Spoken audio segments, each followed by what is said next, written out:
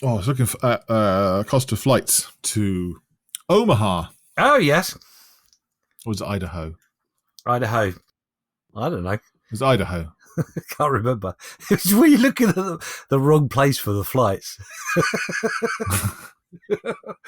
I'm in Idaho. Where are you? What do you mean? It's in Omaha. You can't fly direct. You can. Where from? I don't know. It wasn't 2 stops. Hang on a minute. Oh, you're going to do it now, huh? Yes. We have got a pear tree in our garden. Okay, whoa, hang on a minute. How have we gone from Idaho to a pear tree? What's the link there? Well, while you're fucking about with Google, I was looking out my window. Oh, okay, that makes complete sense now. I was looking out my window. We got a pear tree, and there's one rogue branch that's just dangling over the path and annoying in the way. It's the sort of one that you trim off or smack out the way when you walk through. It's got 2 pears hanging down next to each other. They're like 2 green testicles. So let's get this right. You're looking out the window at a pair of green testicles. Currently. Yep. Conference pears, if you want to look that up.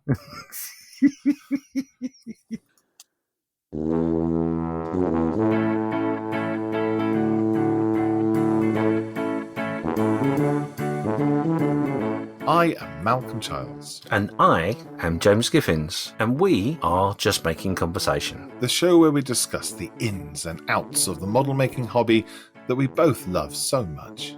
From the greasy sprues to the gloss coats and everything in between, we are going to just make conversation.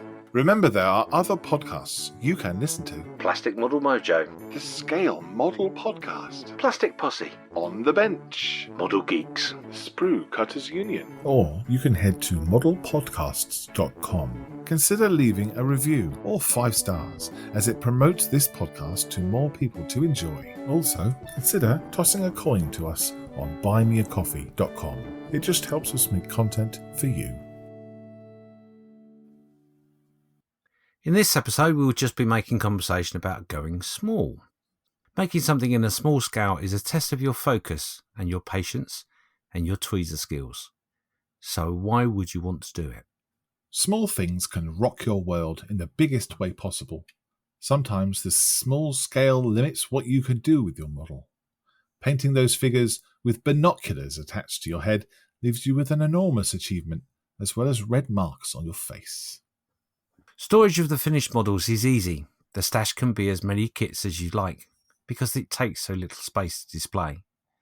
But more than this, think of the huge amount of admiration you can get from your peers as they squint at your builds. Small scales are generally considered an entry point into the hobby of scale model making. But is this how it should be?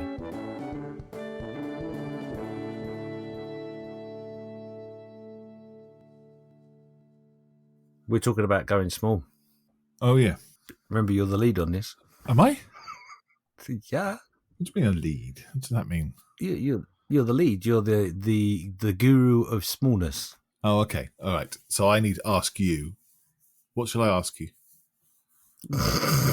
What sort of thing shall I say? When was the last time you made a small kit? So, James, when was the last time you made a small kit? Bugger. I haven't. Okay. Thank you very much for listening.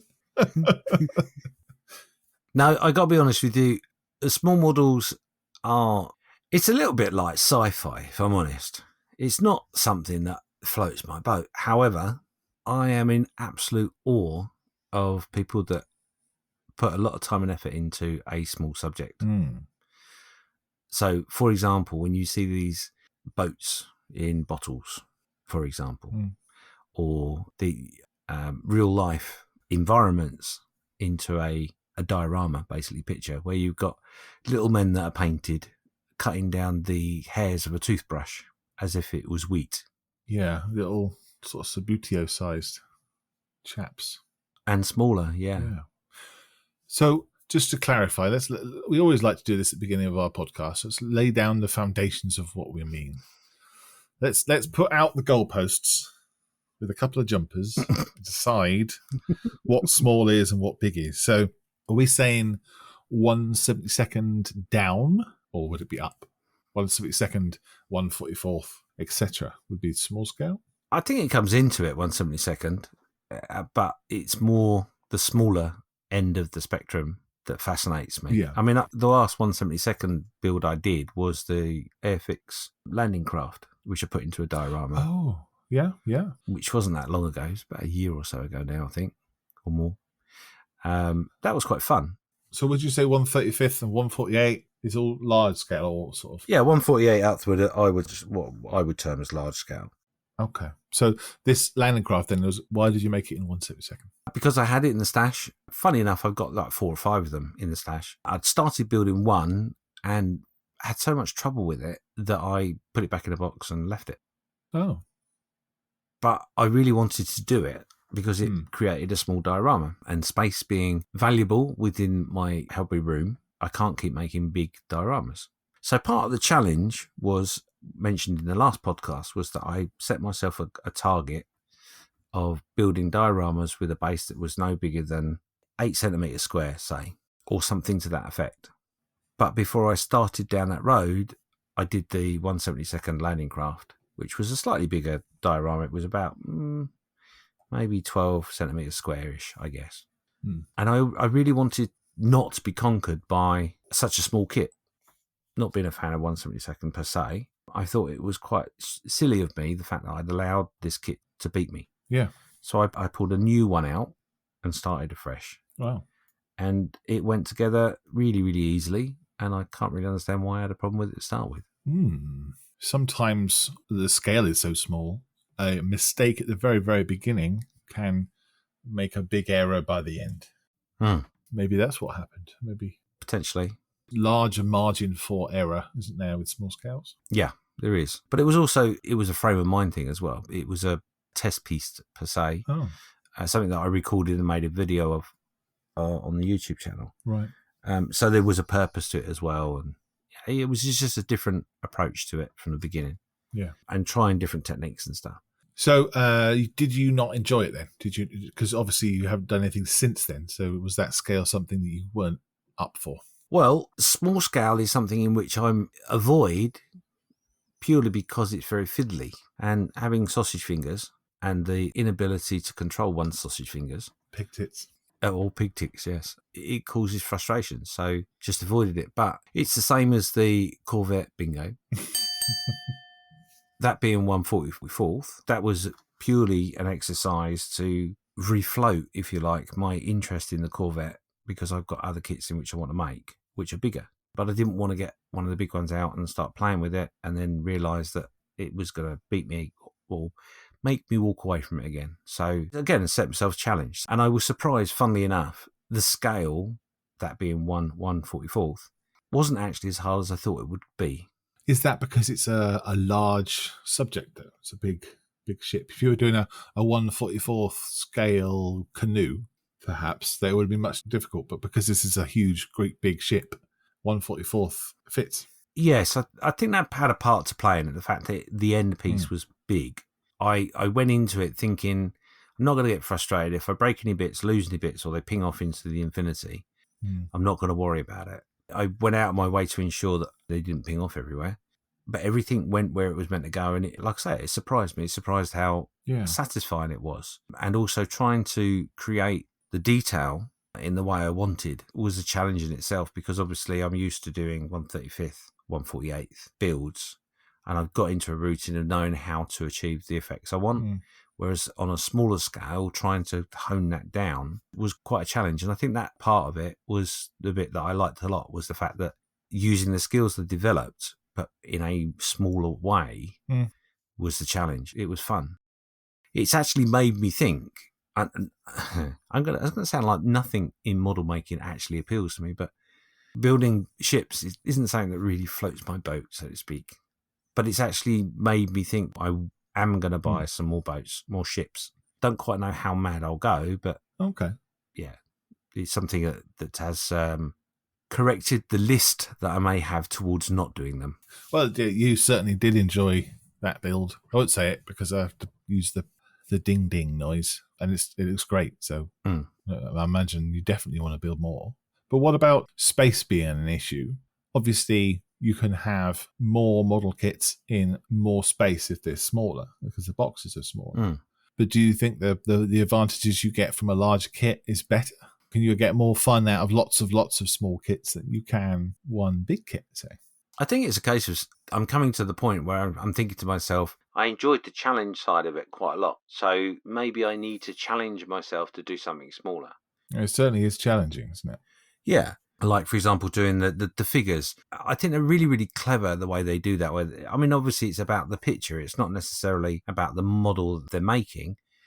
But the way they display them is very, very clever. That one pops to my mind because I thought it was really cool. But there's also one where, like a clothes brush, which is a light colour, like straw hay would be. Yeah. And you've got a couple of figures, one with a scythe and the others gathering it up into the piles as they would have done back in the day, sort of thing.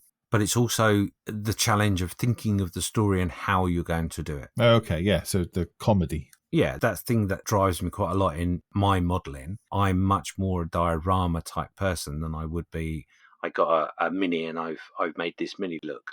I can foresee myself at some stage challenging myself to that point and going, right, come on, get some 1/144th figures, paint them and do something with them, either a humorous way or displayed in a way in which is, oh yeah, I like that. That's quite cool. I know exactly what you mean, but maybe some listeners don't. They are very funny, very humorous. We'll have to put some pictures up. Have you taken notes? Yes, I am. I'm scribbling as we talk. I can see you. You're not. Look, there's my pen. Which finger's that?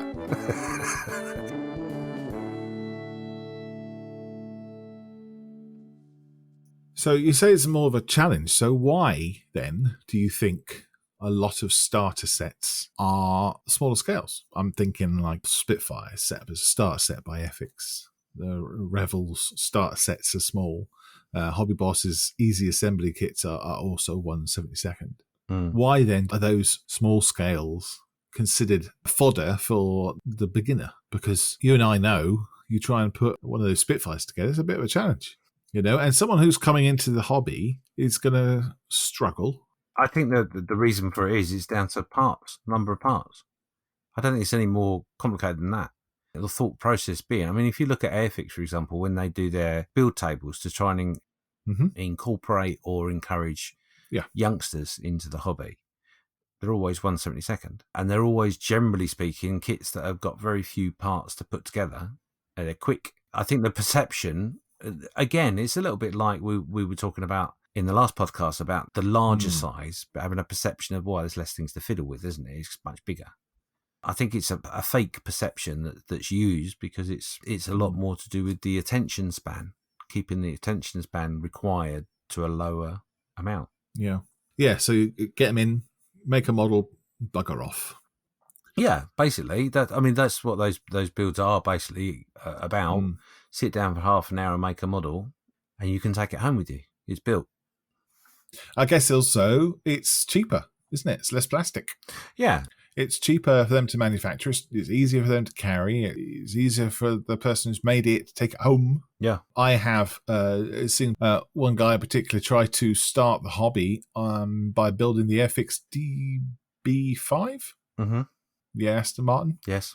And, after trying to get the body shell to go over the rear part and have the back seat in the way, it just threw it in the bin because it was just, it did not want to go. And when you're starting out, you don't have the skills, you don't have the knowledge, you don't have the wherewithal to be patient with something like that. And if it's not fitting, it's not fun. No. It's not fitting, it's not fun. There you go. That's a great little trademark. But it would take someone else who's experienced to say, it's okay, no problem. We'll find out why it's not fitting and we'll go and fix it because it's just plastic. And here's the tools that you need. And here's the sanders that you need. And yada, yada, yada. And if we have a gap, we can use this filler. This filler is really good, etc. And we can sand it, etc. So without that knowledge, though, you're not going to succeed. And it doesn't say that in instructions, does it? No. It doesn't say if you have problems, here's some filler. Oh, by the way, you should really prime it because our paints are thin. Yeah. And maybe they should. Maybe their instructions should be longer. That's by the by. That's my little moan. Rant over. Complete. It's a strange thing because I suppose the other side of the coin as well is there are other hobbies, which I won't mention because I got told of last time, which are in smaller scale, HO and double O gauge. With those sort of things, they don't have, or I've not seen anyway, a starter kit as such, have they? It's small scale, but there isn't a starter kit. So you can build a double O gauge house in paper, but there isn't really a starter kit, is there? It's not the same. You're trying to upset me on purpose. Is that your goal here? Trains and paper in the same bloody sentence. Well, you can buy a train set. The train set side of things is you just take it out of the box, clip it together, and it runs. But if you're going into the scenic type of stuff, there isn't a starter kit that I'm aware of for buildings or terrain, or it's throw you in the deep end. We tend to maybe take a little bit of extra time and trouble to encourage people into the hobby by giving them starter kits to make things easy, to make them feel that it's easy. Not to say it is, but to make it appear that it's, oh, well, you can do this and you put it together in a couple of hours and it'll be fine. And you'll love the hobby so much. Depends what it is. Yeah. By the way, you'll need more tools than the box gives you. Yeah. So talking about military modelling, you get starter sets with aircraft, starter sets with tanks. I've seen a starter set with a Titanic. Yep. HMS Victory, I think, also as a starter set. What's labelled as a starter set. But I can't think of any train starter sets because I'm not a trainist. No. The scenic side of stuff, there is nothing. I'm with you. There is nothing of, you want to learn how to make buildings for scenics of your railway, try this first. Okay, I'm with you, yeah.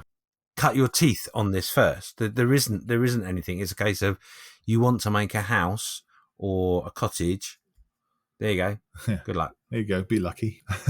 And not to try and make you feel bad because I'm using the phrase paper model. It's the same as when we did the paper model thing. I phoned up a supplier.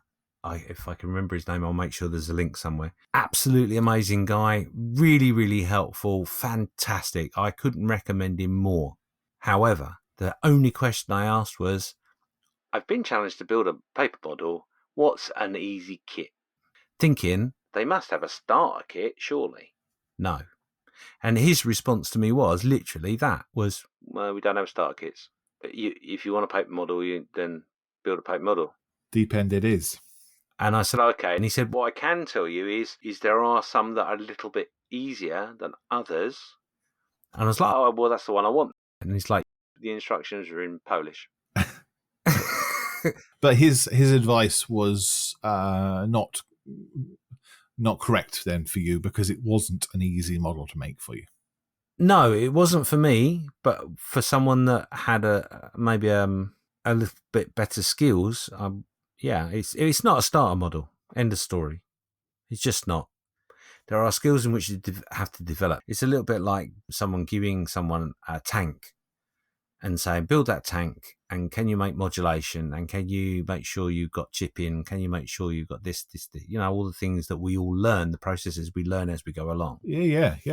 But can you do that on your first build, please? Yeah, exactly. Yeah, we're not an all-night shift, are we? As brilliant as he is. No, we're not. We're talking about small scales, aren't we? I'm with you in that I find the small scales fascinating and quite magical. You can really focus on a little model and you can see all the little details and things, and it's just a wonderful thing to see. And that's probably why we're all modelers. It's because we get that little kind of, isn't that exciting thing going on in our heads. What I really like is obviously the intricacies and everything and the skill required to pull something off that's going to be that small. And I guess the same when you're building it as well. You have to be really focused.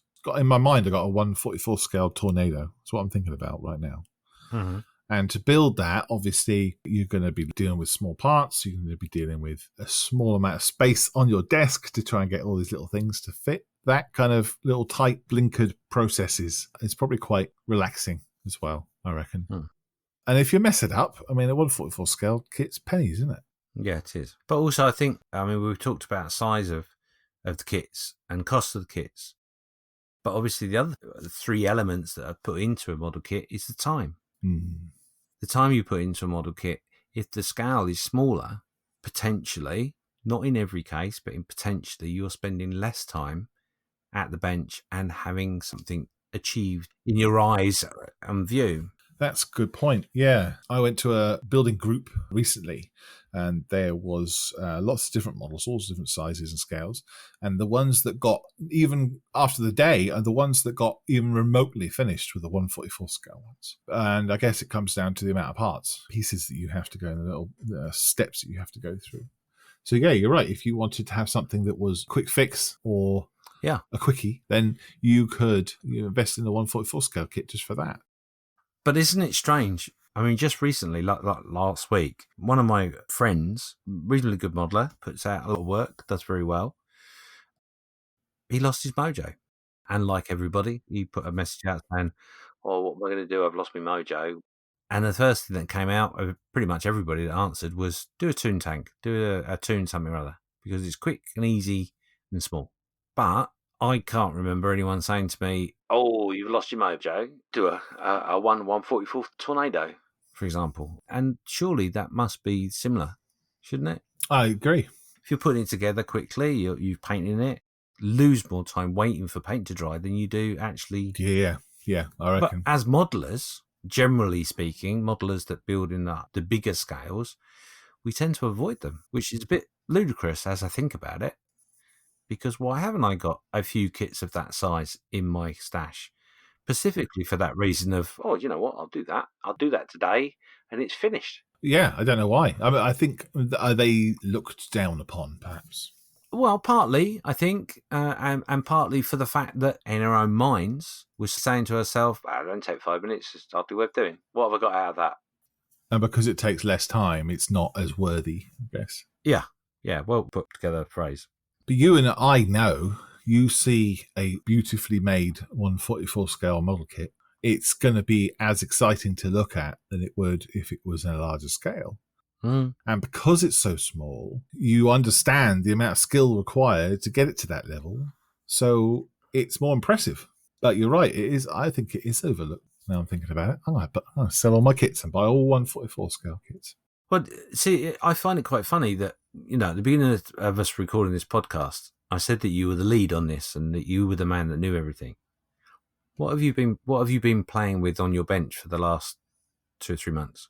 Well, I've been building the Warlord Games 28mm figures, which is the British infantry guys. Yeah. And yeah, they are small scale. And the reason I like doing those little figures is because they are easy to paint and they're quick, and I can put a few colours on and then done. And I can walk away and go and play with the kids. Yeah. It's a little thing to keep my my skills going. Little fix. Yeah, I guess so. Yeah. Mm. I haven't got much spare time at the moment, so having something little to do like that is absolutely perfect. And they're really good. They're really satisfying. Mm. I do 5 at a time until they're all done, and then I find another 5. And I've been doing that for a good 6 months now. Yeah, I think it is 6 months, yeah. But also, they just sit on my desk. They take no space at all. Brilliant. That's why I thought you would be the lead, is because you've experienced all of those things over the last 6 months. Mm. And I've heard on numerous occasions you raving about what you're doing to other people, or have you tried this? This is really good. And yeah, and it bodies everything in which we've talked about, is that, you've got limited time. You want to get a fix of your hobby. And you've got something after a short amount of time in comparison to a bigger build that you can look at and go, I did that. That's cool. Yeah. Or the other side, of course, is that you can do a little bit here, put it down, walk away, go and spend however long while the paint dries, doing something with the children, and then you can walk back and go, I can just pick that up and finish that off, put some grass on there. And yep. That's why I like it. The water stays on my desk for a good couple of weeks, doesn't get emptied until it evaporates. And then when it gets really, really low and really gross, then I will change it. That's super small scale, isn't it? 156 scale. 156, yeah. Or 156 or 28mm, yeah. Anything smaller than 156, you start to lose a bit of detail. But what I'm saying is you can't model the detail in as much a smaller kit than you can with a bigger kit. No. But Modern technology and modern techniques now means you can get a ton of detail in a small space. Yes. With 3D printing, for Yeah, instance. absolutely.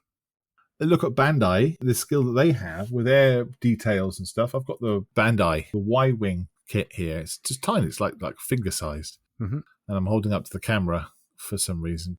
So everyone that's listening can see it. Yeah, absolutely. It looks like that. Mm-hmm. Mm-hmm. But honestly, the detail, when you look on the top, it just goes on and on and on. It's like a Mandelbrot fractal.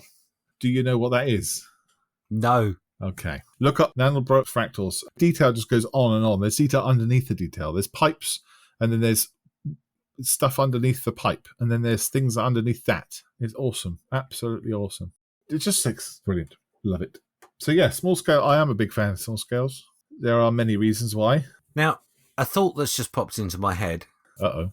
Yeah, I know. Here we go. As a starter kit, do you think a child would get hooked on modelling by doing that? Compared to the starter kit, for example, a Spitfire, 1/72. I think they would. Yeah. Yeah. But the time for them to make it would be much shorter than it would be for a 1/72 Spitfire. And you wouldn't need extra bits and pieces, tools, and yeah, building that Bandai kit just falls together. You rattle the box and it falls together. The fun of building it's still fun because you appreciate the way that it's been put together to make the thing. Like a puzzle. You can appreciate the workmanship and everything.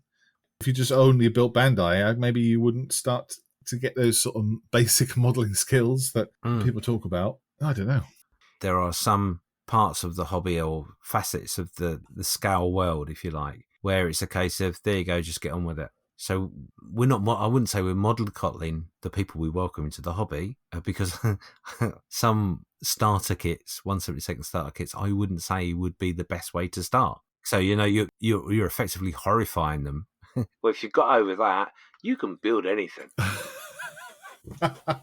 So I want to learn how to mountain climb, right? All right, cool. There's Mount Everest. If you can get over Mount Everest and you survive, then you are able to climb any other mountain to enjoy it. That's basically what we're saying, right? Yeah. Someone's going to get to base camp 1 or base camp 0 or A, or I don't know how the nomenclature is, but on base camp 0, they'll get to that if they're lucky, and then go, bloody hell, this is hard. Because they haven't been trained, they haven't got skills, they've probably got the equipment. I don't know if we can really analogize model making to mountain climbing, but I just did. But it's strange though, right? Because using the two examples that we've got this 1/72 Spitfire and we've got the Bandai Y-Wing, did you say it was? Sorry, I'm not being a space fan, I'm not sure of these things. Shut up. You've got a B-Wing in front of your face. Anyway, go on. What's your question? With your Y-Wing, with the amount of detail that's there, wouldn't you say that there was a lot more chance of learning paint effects and bringing out that detail and all that sort of stuff?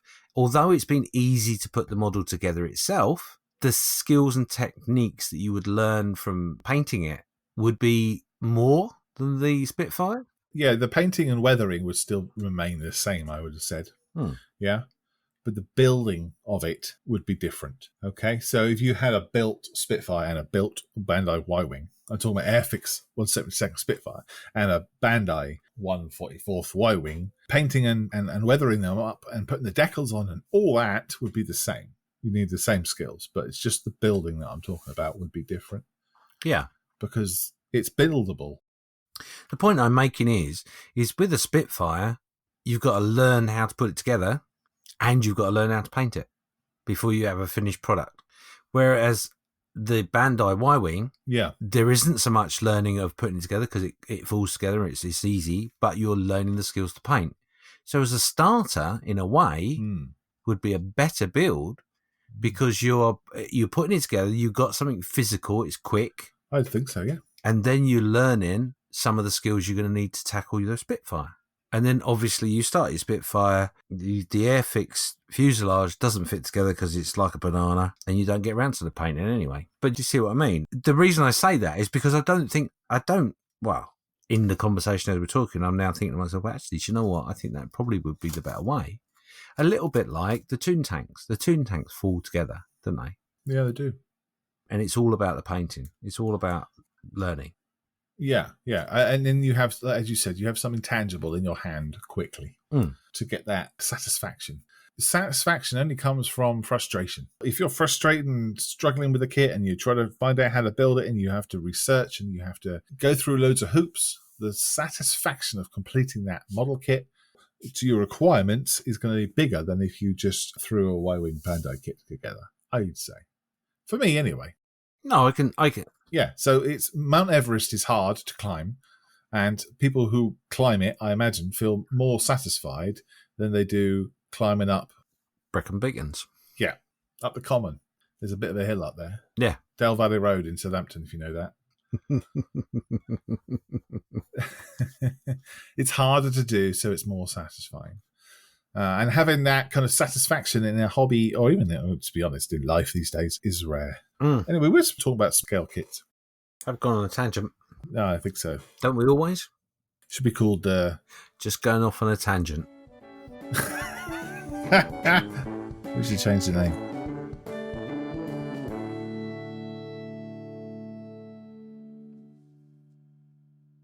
I'm well known for not painting the bottom of a tank if you don't need to. You don't paint the bottom of anything if you don't need to do it. If you don't want to see it, don't paint it.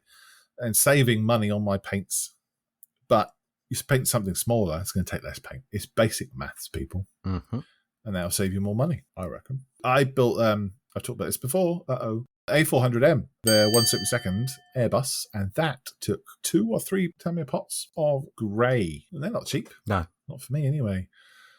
If I built that in 1/44, well, actually, if I built that in 1/44 scale, it's only going to take 1 pot of paint, isn't it? We did talk about the fact that the smaller models don't have the finer detail. For example, they don't have PE, extras, and all that sort of stuff. Depends on what kit you get. In Model Collect, for instance, they're Russian tanks. They have photo etch on them. They're 1/72 scale tanks. And the photo etch on them is infinitesimally small.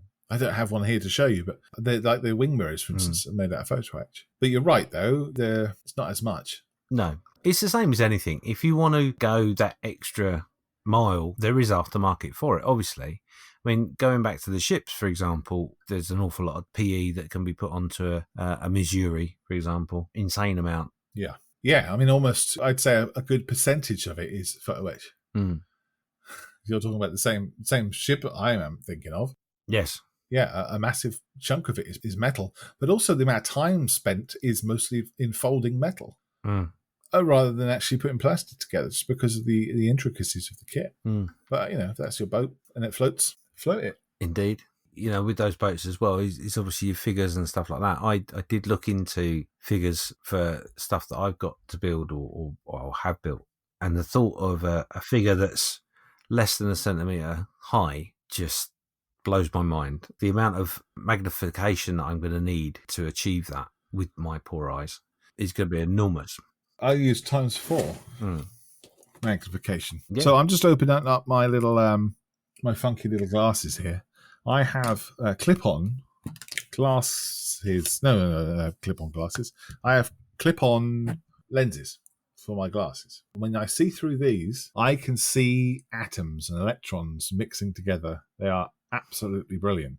They make me feel quite poorly, actually. I can't use them too much, but they are fantastic when I'm doing the faces on these little 28mm things. They're really, really good.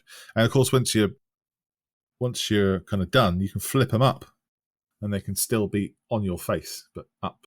Like eyebrows. Johnny 5 short circuit eyebrows. Johnny 5, yeah. That's what I use. What about you? I also wear glasses, but, well, I say glasses. I wear contacts. And one of the reasons why I went into contacts was to do with my model making. And it was the fact that I didn't like the big visors, working in a steel factory, and you got this great big band around your head with a flippy down magnifying bit. Steel factory? You work in a steel factory with molten steel, you have a great big plastic visor, don't you? Well, like for a welding mask, you mean? Yeah, like a welding mask, yes. You're using a welding mask for your model making, Emma. Explains a lot. To be honest, they're great magnifiers, and a lot of people use them. But the band that goes around your head is about 1.5 inches thick. I'm with you. Yeah. And maybe my head's just like a weird shape, which is quite possible. When I wear them, they just hurt. Mm-hmm. And then when you start moving this glassy part Yeah. down, it's like having a car door on top of your head. No, I know what you mean. You don't have a pronounced brow bone, and if when you're people wearing them, they can sort of sit them on that. Yeah. And if you have a smooth surface on the top of your head, maybe it will hurt because it's got to be tighter to stop it sliding over your eyes, which of course you will be using. So I used that for quite some time, and then I invested in a pair of glasses. They're like glasses, and you clip on your, he says, reaching across the room, you clip on your magnifying bit on the front. Yeah. That also goes up and down, but they are a lot more like a pair of glasses. Yeah. I'll be honest, if I had seen the Johnny Five magnifying glasses that you've got before I went to Contacts, maybe I would have given them a try. Maybe they would have worked quite well. I don't know. But I get on really well with these. You could buy just glasses from, the shop, whatever. Obviously, that's where you buy things from. You could buy something from the shop. You could buy glasses without lenses in them, maybe. Or you can buy glasses without a magnifying lens in them. So it's just glass. Those could be your modelling glasses. And then you could have the lifty uppy bits on that. That would only cost a couple of quid. Johnny Five eyebrows, they are a £5 off eBay. So it won't cost much. The other ones, though, you've got there, the visor, that has a light attached to it as well. There is a small light on the front. However, I've never used it. I find the light to be, I wouldn't say ineffective. It is effective, but because of my other conditions, I need to be in a well-lit room anyway. Yeah.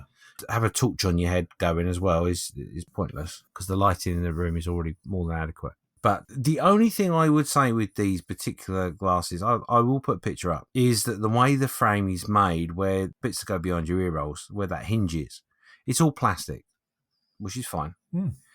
But this is my third pair that I bought because I keep breaking the frame in some way because the only way I can describe it, it's a little bit like a plastic hairband.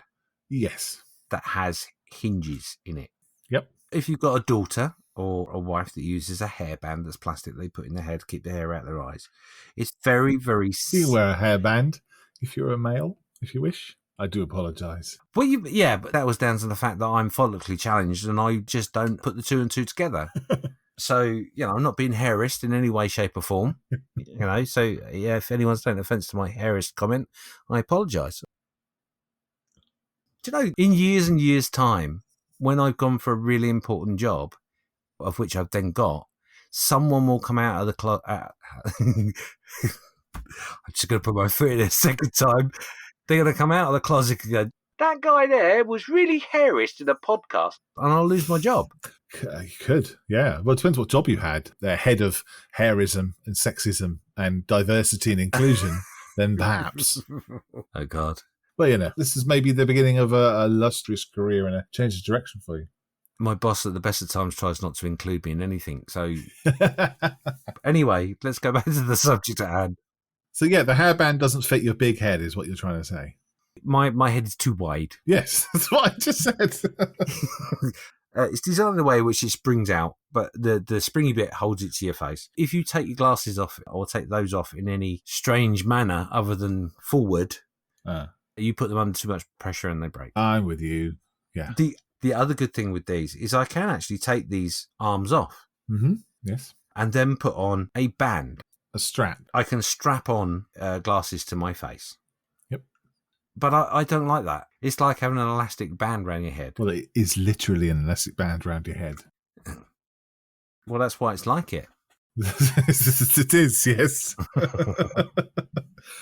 I don't like those either. Oh, they're too heavy for me. They're too heavy. And they don't go over glasses either. No, if I wear my glasses with them, they are a nightmare because I have to tuck the feet that's at your nose behind the glasses. So they become part of the glasses. And it really, it's uncomfortable and doesn't work very well. No, it doesn't work. It doesn't work at all. I go for the flippy uppy Johnny Fives if you're wearing glasses. We certainly wouldn't want to use binoculars. No, unless you're sitting a long way away.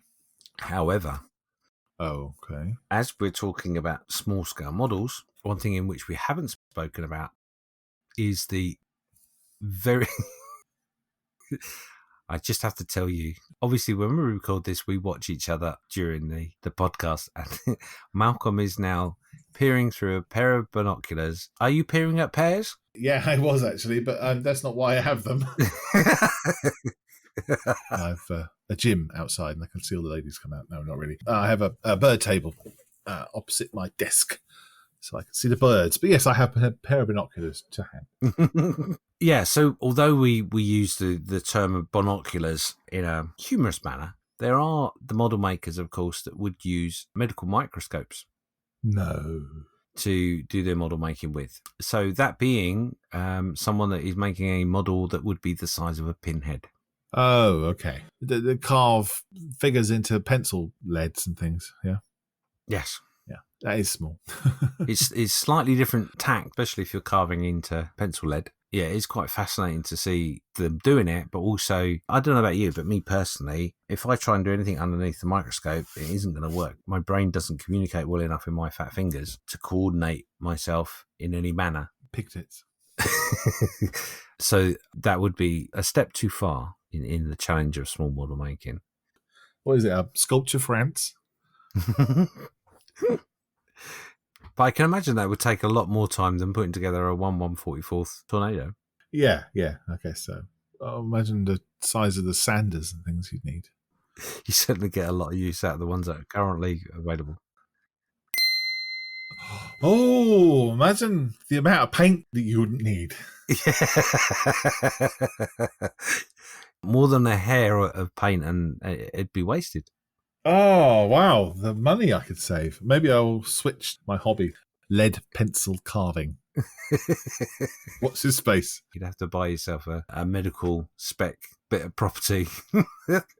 Proper microscope, wouldn't I? Yeah. I can imagine the frustration of that would be as high as building a bloody paper model. Oh, God, yeah.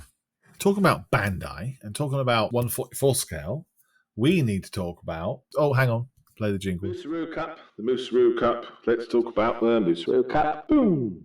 There needs to be an update. Well, I want to know how many pieces and parts you put together and what colours, what your plans are. Where are we with the Mooseroo Cup, James? I'm glad you asked. The actual model itself is in the box. It's actually under the bench at the moment instead of on top of it. So it has moved, but that is as far as it's got. But while we're talking about the Mooseroo Cup, I would like to give a couple of shout outs, funny enough.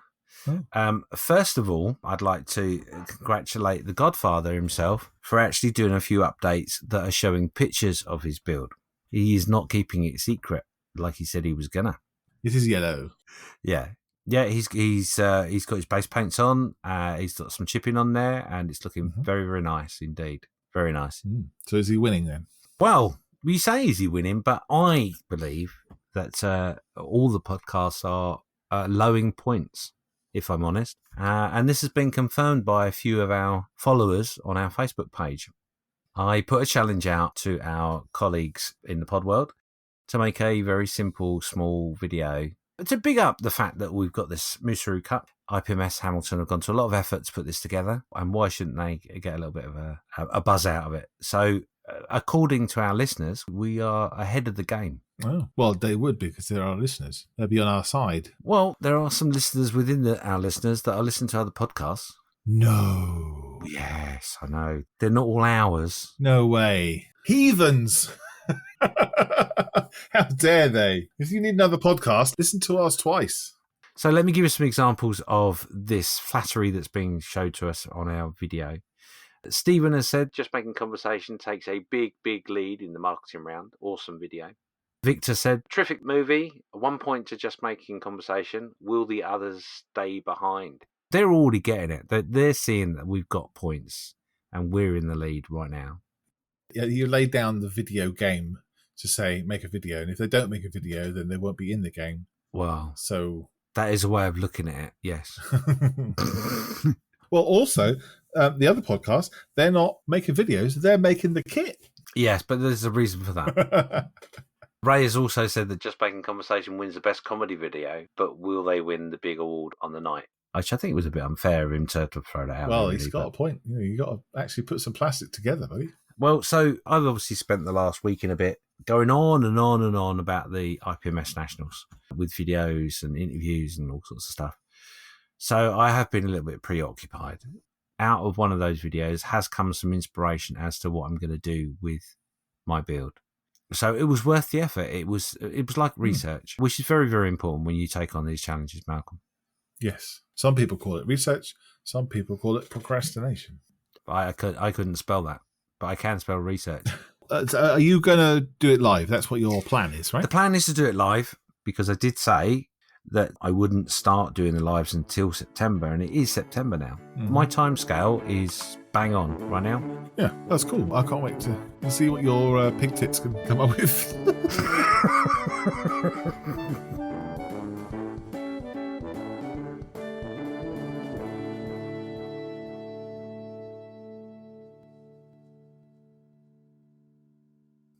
Smaller models mean smaller model kit boxes, which means more kits can be stored in your stash. More models on the Model Club's display, more models on the shelf, more models in a box to take to a show, more entries into a competition. They're cheaper, so you can buy more. They take up less paint and materials, so they're cheaper to make, meaning more money to buy more scale kits.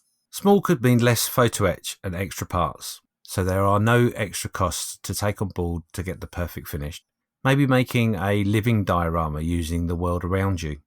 Size really does matter when it comes to the amount of fun you can have.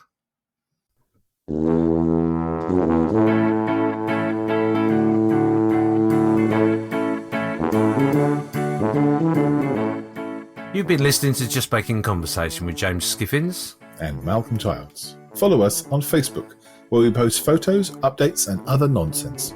Let us know what you are just making and what your thoughts are on the conversation on this episode. A big thank you to our supporters. Mike, Robert, Andrew, John, Mike, Jeff, Richard, Lynn, Gordon and 4 others.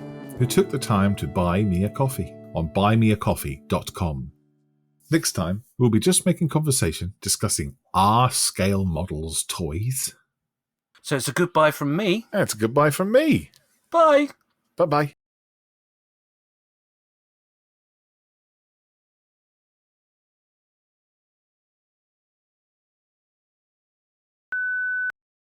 If you actually research pig udders, they look like women's breasts. They don't look like big, wide, floppy cocks. Because I was imagining... Please tell me you don't cut this out. Oh my God. Really? So pig tits look like... women's breasts, okay? But with very long nipples. Oh God. What would be a better analogy is udders. As fingers, rather than pig tits. So I might change it. Well, I can't change the last one. The last podcast, obviously. Although it hasn't gone out yet. I could... Anyway, they look like more women's breasts. Perfect. If you did have pig tits as fingers, they would... Definitely swollen. Yes. I mean, that would mean that my knuckles basically were incredibly swollen. Absolutely.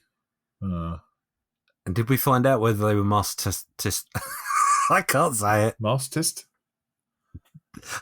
It nearly come out as master testicles. It's not master testicles. I don't know what we're talking about. Master testicles. Fingals. What are they? Fingals? Phalanges or fingals? They should be called fingals. We'll now change it. We're going to say James's fingals. Pig fingals. Big fingals. No, I didn't look it up. I could have done metatarsals or phalanges. I don't know. Nobody answered on a postcard. I'm still waiting for the postcard to arrive. Did you release the episode that they said it yet? I don't think I have. That's why.